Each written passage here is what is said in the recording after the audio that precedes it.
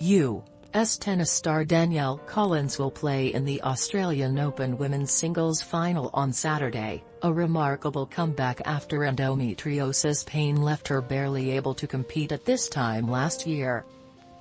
The 28-year-old from Florida underwent emergency surgery for the condition in April 2021 after years of suffering agonizing periods. "I had so many doctors tell me that painful periods were normal. This progressively got worse and worse," Collins said in an interview with the Women's Tennis Association. "The agony that I experienced from my menstrual cycles and from the endometriosis is some of the worst pain I've ever had. It was scary at times." What is endometriosis?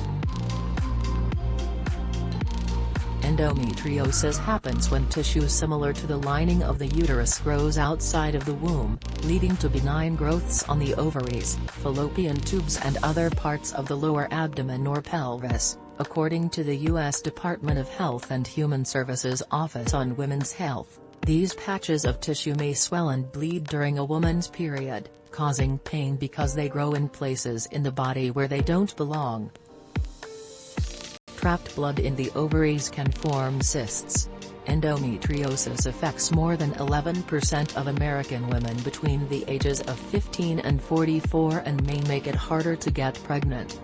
Pain is the most common symptom and can show up as cramps, in the lower back and pelvis, during or after sex, in the intestines or in the form of painful bowel movements. There is no cure, but pain medicine, hormonal treatment and surgery can provide relief. It takes 7 to 10 years to be diagnosed, on average, according to the Endometriosis Foundation of America. Surgery is the only way to know for sure a woman has endometriosis, so she may spend those years in pain and unsure what's wrong.